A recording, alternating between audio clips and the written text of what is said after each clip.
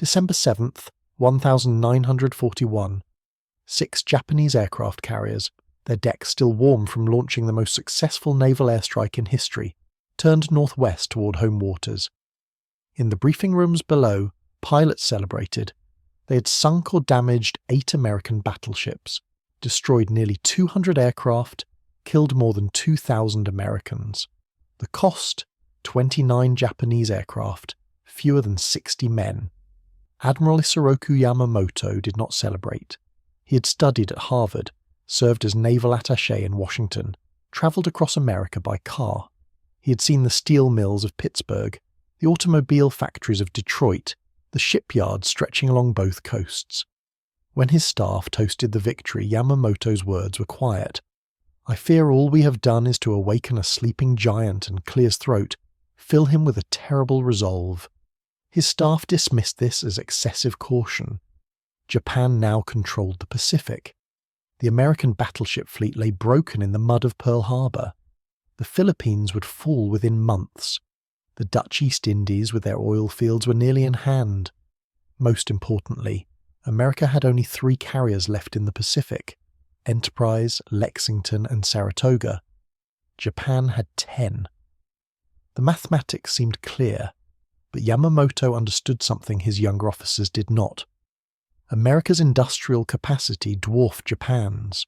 Before the war, American steel production was approximately 12 times larger than Japan's. American shipyards could build vessels Japan couldn't imagine constructing. The question was never whether America could replace its losses. The question was whether Japan could win before America's industrial machine reached full production. 6 months later, the mathematics began to shift. June 4th, 1942. Midway. All 4 Japanese carriers, Akagi, Keiga, Soryu, Hiryu, burned. Flames consumed the hangars where aircraft had been refueling and rearming when American dive bombers appeared overhead. By sunset, all 4 had sunk. Japan's margin of carrier superiority vanished in a single afternoon. In Tokyo, the Naval General Staff absorbed the loss. 4 carriers gone, but they still had 6. Shokaku, Zuikaku, Junyo, Hyo, Ryujo, Zuiho. America had 3. Possibly 4 if Yorktown survived, which it hadn't. Japan's shipyards were already constructing new carriers. The war of attrition could still be won. What they didn't know was that in Newport News, Virginia, in Quincy, Massachusetts, in Brooklyn, New York, in Norfolk, Philadelphia, and Camden, American shipyards had already laid the keels for a new class of carrier. Not 1 or 2, 24. And these would be larger, faster, and more capable than anything Japan had ever built. The Essex-class carriers. The design had been finalized before Pearl Harbor, but construction accelerated dramatically after Midway. The lead ship, USS Essex, had her keel laid on April 28th, 1941. By December, when war came, her hull was already taking shape. After Midway, the work intensified. Shifts ran round the clock. Welders worked by floodlight. The sound of riveting never stopped. In Japan, the Yokosuka Naval Arsenal was building Taiho, Japan's newest fleet carrier. She would be the most advanced carrier Japan ever produced. Armoured flight deck, enclosed bow, improved damage control. She represented the pinnacle of Japanese naval architecture. Her keel had been laid in July 1941. She would take 3 years to complete. Essex took 20 months. April 31st, 1943. USS Essex commissioned at Newport News. 33,000 tons, 90 aircraft, 33 knots. Her flight deck stretched 872 feet. Her crew numbered 2,600 men. She was larger than any Japanese carrier except the converted battleship Shinano, which wouldn't launch for another year. In Tokyo, naval intelligence noted the commissioning. One new American carrier, concerning but not catastrophic. Japan's carriers were still operating effectively in the Solomons. Shokaku and Zuikaku remained formidable. The new Taiho would join the fleet soon. The war of attrition continued. Then the reports started coming faster. August 17th, 1943. USS Yorktown commissioned the second Essex class, named for the carrier lost at Midway. Same specifications as Essex, same capabilities. November 24th, USS Lexington commissioned the third Essex class, named for the carrier lost in the Coral Sea. December 15th, USS Bunker Hill commissioned. December 31st, USS Wasp and USS Cowpens commissioned on the same day. 6 Essex-class carriers operational by the end of 1943, and the intelligence reports showed more under construction, many more. In the Navy Ministry building in Tokyo, officers studied the reports with growing unease. America was commissioning fleet carriers faster than Japan could build destroyers. The implications were staggering. Commander Masatake Okumiya, a naval aviator who served on the staff of the Third Fleet, later wrote about this period. The arrival of the Essex-class carriers, he said, marked the moment when Japan's naval strategists realized they were fighting an opponent who operated under completely different rules. Japan built ships carefully, slowly, with craftsmanship. America built them the way they built automobiles, on assembly lines, with interchangeable parts, at a pace that seemed impossible. The Essex-class carriers weren't just numerous, they were good. Their design incorporated lessons from the first years of war, improved damage control systems, better anti-aircraft armament, larger aviation fuel capacity, deck-edge elevators that allowed faster aircraft operations. They were in many ways superior to Japan's newest carriers, and America was building them faster than Japan could sink them. February 17th, 1944, USS Hornet commissioned, 7th Essex class. March 20th, USS Franklin commissioned. 8th, April 24th, USS Ticonderoga commissioned. 9th, May 15th, USS Randolph commissioned. 10th. The pace was accelerating, roughly 1 carrier per month. Japan's entire pre-war carrier force had numbered 10 carriers total, accumulated over 2 decades. America was matching that number in less than a year with carriers that were larger and more capable. Admiral Suemu Toyoda, who would become Commander-in-Chief of the combined fleet in May 1944, later described the strategic situation. Japan, he said, had entered the war knowing it couldn't match American industrial production.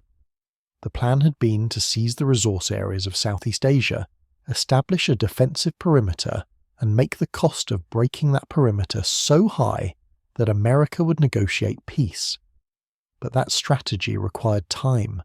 It required America to grow weary before its industrial advantage became overwhelming. The Essex-class carriers meant time had run out. By June 1944, the strategic reality was undeniable. Japan had lost most of its experienced carrier pilots in the Solomons campaign. The replacement pilots had far less training. Instead of the 2 years of instruction pre-war pilots received, new pilots got perhaps 6 months. Fuel shortages meant limited flight time. The quality gap was enormous, and now they would face not 3 or 4 American carriers, but a fleet that outnumbered them by factors they couldn't counter. June 19th, 1944, the Battle of the Philippine Sea. The Japanese mobile fleet under Vice Admiral Jisaburo Ozawa sailed to contest the American invasion of Saipan. Clear as throat, Ozawa had 9 carriers. The fleet carriers Taiho, Shokaku, and Zuikaku, plus 6 light carriers, approximately 450 aircraft. The American Fifth Fleet had 15 carriers. 7 were Essex-class: Hornet, Yorktown, Bunker Hill, Wasp, Essex, Lexington, Enterprise. 8 were light carriers. Together they carried approximately 900 aircraft. The numbers were worse than they appeared. The American pilots were experienced, well-trained, flying superior aircraft. The Japanese pilots were largely inexperienced, many on their first combat mission. The American carriers had radar, fighter direction officers, coordinated defense. The Japanese relied on visual sighting and individual initiative. The battle began at dawn. Japanese aircraft launched in 4 waves. American radar picked them up 70 miles out. F-6F Hellcat fighters, directed by radar controllers, intercepted them far from the carriers. What followed was later called the Great Marianas Turkey Shoot. Lieutenant Commander Robert Winston, flying from Lexington, later described it. The Japanese formations came in steady and straight, as if on a training exercise. They didn't take evasive action. They didn't break formation when attacked. They simply flew forward while American fighters tore through them. It was, Winston said, almost too easy. And that's when you realized how much had changed since 1942. By day end, Japan had lost approximately 330 aircraft. The carrier Taiho, Japan's newest and most advanced, took a single torpedo hit. Poor damage control allowed aviation fuel vapors to spread through the ship.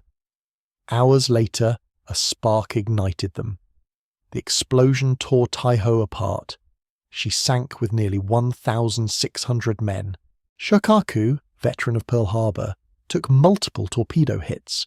She sank that afternoon. American losses, approximately 120 aircraft, most to operational causes rather than combat. Not a single ship damaged. The Battle of the Philippine Sea broke Japan's carrier aviation. The loss of 300 pilots couldn't be replaced. The loss of 2 fleet carriers couldn't be replaced. But more fundamentally, the battle demonstrated that Japan was now fighting a carrier force it had no hope of defeating. 7 Essex-class carriers had participated, and intelligence reports showed more entering service every month. In the weeks after the battle, Japanese naval leadership faced the mathematics. They had 6 carriers left.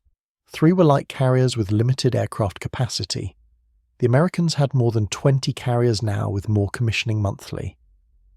The pilot quality gap was enormous and widening. The industrial capacity gap was absolute. Vice Admiral Takejiro Onishi, who would later organize the first kamikaze units, put it bluntly in a staff meeting. "We cannot win a conventional naval war." He said, "We don't have the ships, we don't have the pilots, we don't have the fuel. Every month America adds carriers faster than we can sink them. The mathematics are impossible." Someone asked how many carriers America could eventually build. Onishi had seen the intelligence estimates. "As many as they want," he said. This was not exaggeration. By war's end, America would commission 17 Essex-class carriers, with 7 more completed too late to see combat. Additionally, America built more than 100 escort carriers, smaller vessels for convoy protection, and amphibious support. Japan's total carrier production during the entire war, 6 fleet carriers, several light carriers, and a handful of escort conversions. The disparity wasn't just in numbers, it was in the entire industrial system supporting those ships. Each Essex-class carrier required approximately 47 million man-hours to build. America had the shipyard capacity, the steel production, the trained workers, the electrical systems, the radar equipment, the aircraft, the fuel, the ordnance, and the logistical support to build and operate 24 of them simultaneously. Japan struggled to complete one. Admiral Toyoda later reflected on this period. The arrival of the Essex-class carriers, he said, represented the materialization of Yamamoto's pre-war fears. America had awakened. Its industrial capacity, once fully mobilized, was overwhelming. "We had counted on American unwillingness to pay the cost of war," Toyoda said, "but they weren't unwilling, and the cost to them in industrial terms was negligible. They built carriers the way we built trucks. The comparison was apt. In 1944, American shipyards launched approximately 1 major warship every 3 days. This included battleships, carriers, cruisers, destroyers, and submarines. Japan's entire shipbuilding industry couldn't match the output of American carrier production alone. October 24th, 1944, the Battle of Leyte Gulf. Japan's last major naval operation. The plan was desperate. Use the remaining carriers as bait to draw American carriers north, while battleships and cruisers attacked the invasion fleet in Leyte Gulf. The carrier force under Admiral Ozawa had 4 carriers: Zuikaku, the last survivor of Pearl Harbor, plus 3 light carriers. Together they carried approximately 116 aircraft, barely more than a single American fleet carrier. Many were trainers or obsolete types. Pilot quality was abysmal. The American Third Fleet under Admiral William Halsey had 8 fleet carriers. 6 were Essex class: Intrepid, Hancock, Hornet, Franklin, Lexington, Essex. They carried approximately 700 aircraft. Ozawa's mission was to be sunk. His carriers existed to die, drawing American carriers away from Leyte Gulf. It was the final admission that Japan's carrier force no longer had any other purpose. The battle proceeded as planned. American aircraft found Ozawa's carriers on October 25th. Wave after wave of strikes hit the Japanese ships. Zuikaku, which had attacked Pearl Harbor, which had fought at Coral Sea and Santa Cruz and Philippine Sea, took multiple bomb and torpedo hits. She capsized and sank in the afternoon. The 3 light carriers followed her down. Japan's carrier force ceased to exist. The last of the Pearl Harbor carriers was gone. The mobile fleet, which had once dominated the Pacific, was finished. In Tokyo, the Naval General Staff knew the war was lost. The loss of the carriers themselves barely mattered. They had no pilots, no aircraft, no fuel to operate them. Anyway, what mattered was what those losses represented. America's industrial capacity had produced a carrier fleet Japan couldn't challenge, couldn't match, couldn't even significantly damage. The Essex-class carriers continued entering service. USS Bonhomme Richard commissioned in November, 1944. USS Leyte in April, 1945. USS Philippine Sea in May. They arrived to find no Japanese carriers left to fight. Commander Okumiya, in his post-war writings, described the psychological impact of the Essex-class production. Japanese naval officers had studied American industrial capacity before the war. They had seen the statistics, but statistics were abstract. The Essex-class carriers made it concrete. Every month, Okumiya wrote, another one appeared, then another, then another. It was like fighting an opponent who could replace every loss instantly, while you bled to death from wounds you couldn't heal. The kamikaze attacks that began in October 1944 were in part a response to this industrial reality. Conventional attacks couldn't sink carriers faster than America built them. Suicide attacks using the aircraft and pilots as the weapon itself offered the only mathematical possibility of inflicting unsustainable losses. It was an admission that Japan had lost the industrial war completely. Even this failed. The Essex-class carriers proved remarkably difficult to sink. Their improved damage control, compartmentalization, and structural strength allowed them to absorb multiple kamikaze hits and remain operational. USS Franklin took 2 bomb hits that killed more than 700 men and sparked massive fires. She survived.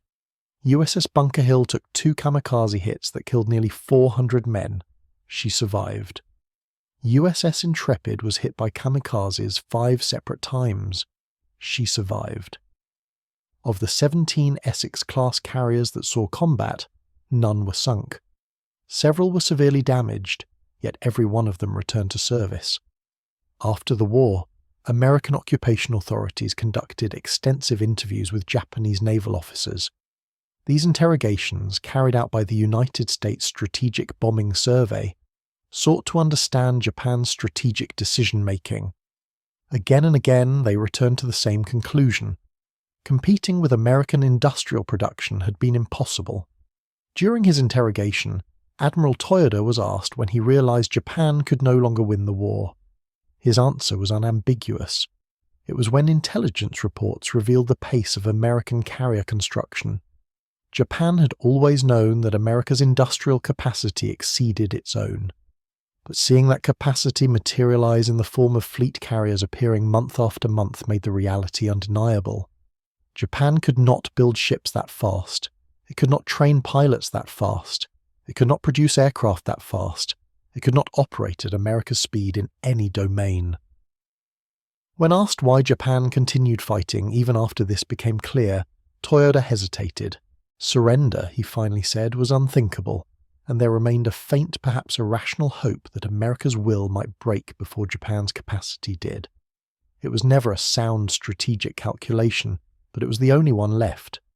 The Essex-class carriers represented more than naval power. They embodied the industrial gulf that made the outcome of the Pacific War inevitable once the American economy was fully mobilized. Japan had entered the war knowing it could not match American production. Its gamble was that it would not need to, that a fortified defensive perimeter and the mounting cost of war would force a negotiated peace before American industry reached full output. The Essex-class carriers proved that gamble wrong. They arrived too quickly, in overwhelming numbers, and with capabilities Japan could not counter. They rendered a war of attrition unwinnable and transformed the Pacific from a contested ocean into an American lake. By the end of the war, the United States had commissioned 17 Essex-class carriers for combat service, with 7 more completed after hostilities ended. The class would serve for decades, with several ships seeing action in Korea and Vietnam. In many respects, they were the most successful aircraft carriers ever built, not merely because of their performance, but because of what their production symbolized. In the months following the Battle of the Philippine Sea, staff officers in the Navy Ministry building in Tokyo sometimes stood at the windows overlooking the city. They knew American bombers would eventually arrive. They knew the war was lost, and that it had been lost in industrial terms long before the first shots were fired. One officer, whose name was never recorded, reportedly said to a colleague, "Yamamoto tried to warn us. He told us we would awaken a giant. We did not believe the giant was truly that large. Then we saw the carriers, one after another, and we understood." When asked what they had understood, he replied, "That we had begun a war with a nation that could build warships faster than we could count them." The Essex-class carriers were not just ships. They were the visible manifestation of American industrial power, rising in the Pacific like an unstoppable tide, impossible to halt, impossible to match, impossible to survive. They were the final answer to every Japanese strategic calculation, appearing one after another until the ocean itself seemed to belong to them, and in the end it did.